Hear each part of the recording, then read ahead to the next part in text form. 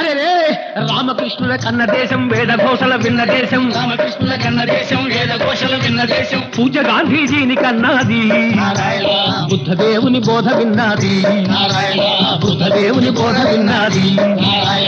పల్లె సీమలే దేశానికి సౌభాగ్యం అన్నారా, ప్రభుత్వానికా పల్లె సీమలే స్తంభాలన్నారా,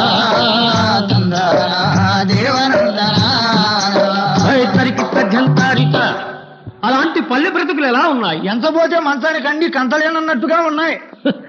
ఏ పల్లె చరిత్ర చూచినా ఏముందిరా గర్వ కారణం, భూమి కొందరికి దూరమై బ్రతుకులెందరికో భారమై దిక్కుమొక్కు లేకున్నదా,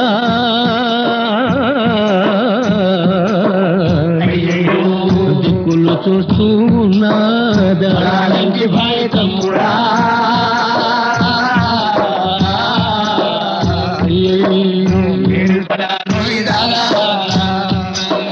బ్యాంకీ ప్రెసిడెంట్ ఒక్కడు, పంచాయతీ సర్పంచ్ ఒక్కడు, గ్రామాధికారి ఇంకొక్కడు, గ్రామ ప్రజల శాసిస్తారా.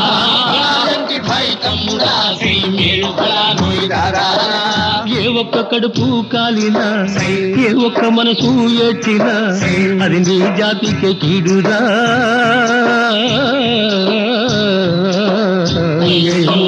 మంచికి మార్గం కాదురా. తమ్ముడా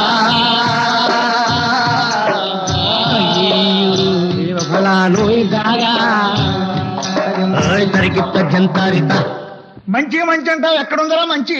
అవును, ఎలా ఉంటుంది? మంచికి పోయిన మహాత్ములెందరో మనైనారన్నా అన్నా.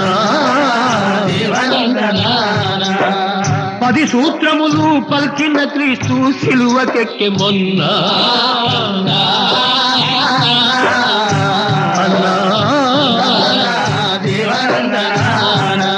అయ్యో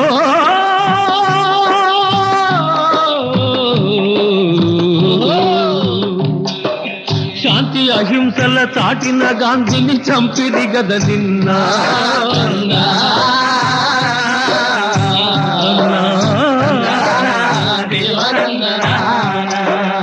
అట్టి వారికే పాప భీతి లేదెవరేమనుకున్నా.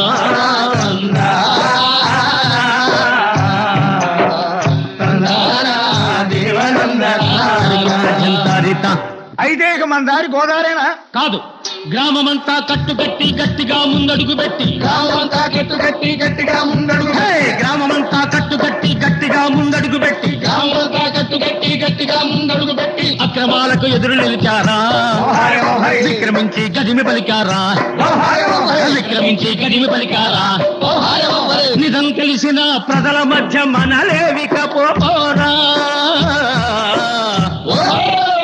ఇక్కడున్న హక్కేమిటి ఊరికి పెద్ద కొడుకు అటరా.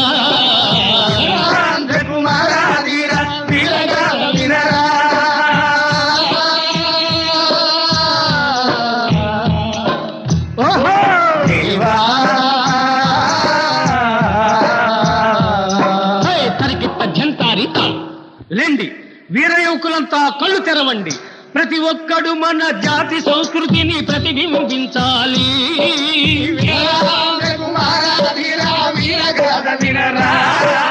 అందరూ కలిసి దేశ సంపదల అనుభవించవలెరా.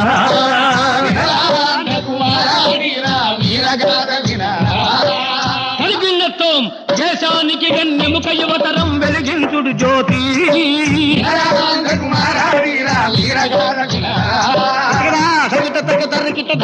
అప్పుడే విశ్వానికి శాంతి, అదిగో అదే విశ్వశాంతి, అదే విశ్వశాంతి, అల్లదే విశ్వశాంతి.